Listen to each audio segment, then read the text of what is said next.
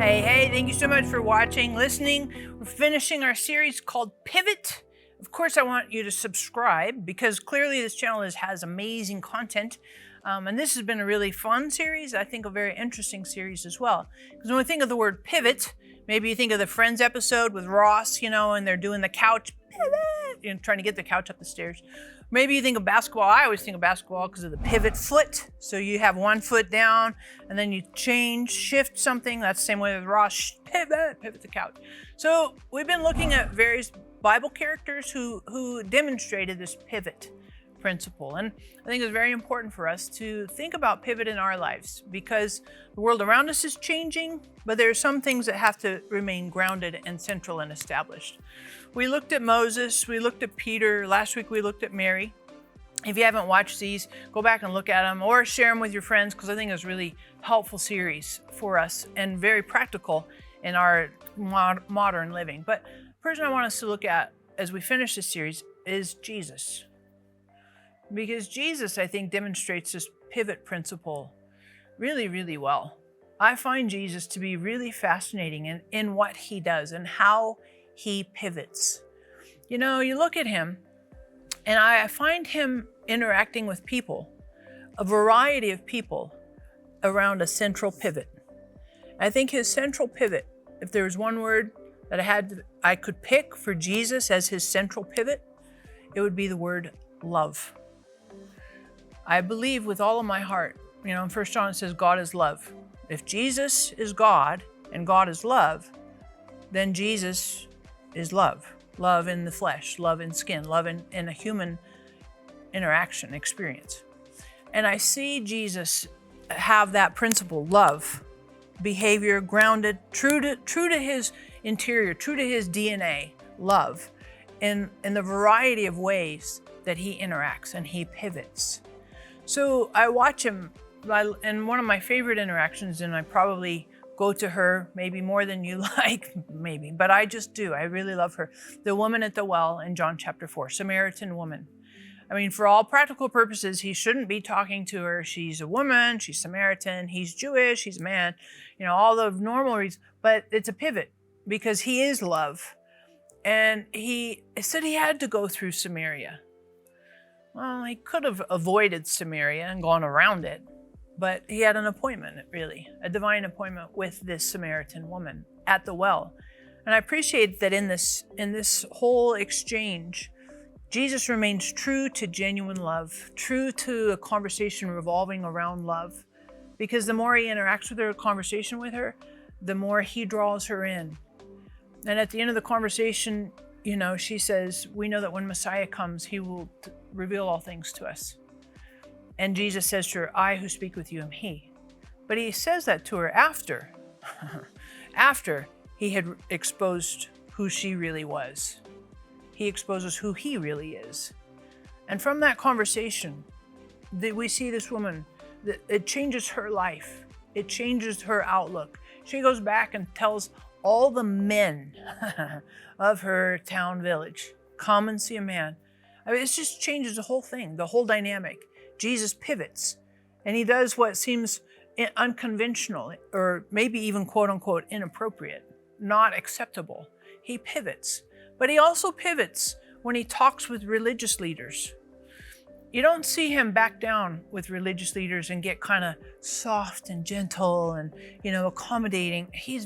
Seems like he pivots because he gets sharp and confrontational and they attack him, but he also plinks, he plinks religious leaders. He heals on purpose in front of everybody on the Sabbath in the synagogues. I mean, he does it more than once. And he's like, hey, front and center, let's do this healing. I mean, and those religious leaders, it drives them nuts.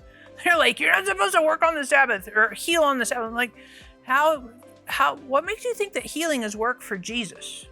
I don't know. And I just think, and Jesus pivots. He's like, you guys, you strain a gnat to swallow a camel. He does that whole woe to the Pharisees, woe to you. He pivots. And I do think that his pivot with these religious leaders was one grounded in love, because genuine love celebrates truth. And what we see with these religious leaders was an absence of truth and an abundance of deception, distortion. And when you have genuine love, it's going to pivot and say truth is important. It's a valuable essential in a relationship. We've got to have truth. And Jesus pivots. You see Jesus pivot not only with the woman at the well, that one-on-one dialogue. You see Jesus pivot with the religious leaders. I also see, and I love this about Jesus, he pivots with the crowds, with the masses of people. He feeds them. They don't have any food, so he's like, well, let's feed them. Let's not send them home where they're going to faint on the road. Bread and fish multiplies and uses his miraculous divine powers to provide for the multitudes, thousands and thousands and thousands of people. And he had talked with them and taught them, encouraged, whatever. But he also pivots to the practicality. And then I find it really fascinating on the night he's to be betrayed. He pivots again with his closest followers, his disciples. He washes their feet. Pivot. I love what Jesus does because he personifies genuine love in so many ways. He does that in conversation. He does that in the conflict. He does it in the provision. He does it in serving. He pivots because genuine love is grounded in the whole idea that God is love, and the demonstration, expression of God, that genuine love, can have a variety of outworking, a variety of expressions. It doesn't always look the same for this one, for this one, for this one. I love that God appreciates the context and what is the best way to express genuine love in this context, in this situation. And I think for each of us, as we watch Jesus and we watch what he does and how he pivots and chooses to express love, he does it in so many different ways. And I think it challenges us as well, that as we remain grounded, it says it in Ephesians, rooted and grounded in love, genuine love as our core principle, as the defining guide of our life, following Jesus, living in love, genuine love, then we see all these different ways that love can be expressed through us, depending on the situation, depending on the person, depending on what is needed, that genuine love can be expressed through us with all these different ways of pivot. So as we finish today, I would like for you, of course, thank you for subscribing. Hit the notification bell because that'll give you some updates when we put new content up.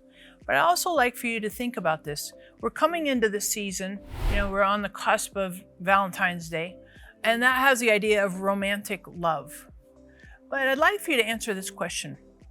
In what way do you best receive? No, let's do it this way. Let's flip it. Let's ask this question. In what way is most comfortable for you to express love? What's the easiest way? Like it feels natural for you to express love in this way. It could be cards, it could be gifts, it could be, and there's those love languages: time, gifts, touch, affirmation, works, acts of service. Those 5 love languages. What is the easiest way for you to express love? It's most natural. And we have these amazing jokes. And I've been doing this series of jokes because the joke's on me, right? It's this pivot. Because I always used to make fun of blondes because I had brown hair. But now I'm not dyeing my hair anymore. But to do that, I have to go blonde so that I can let the dye grow out. So here's the jokes on me, the pivot on all of this. I think it's super funny. I like it. It's funny to me. So why did the blonde, this is my favorite joke. And it is because it has to deal with a puzzle, a jigsaw puzzle. So why did the blonde get so excited after finishing a jigsaw puzzle in 6 months? 6 months? Because the puzzle said 2 to 4 years. You're like, that is so bad. I know. But I think it's a great pivot and jokes on me, and I love to laugh. I hope you love to laugh as well. Catch you next week with the new series. I know God has cool things for us.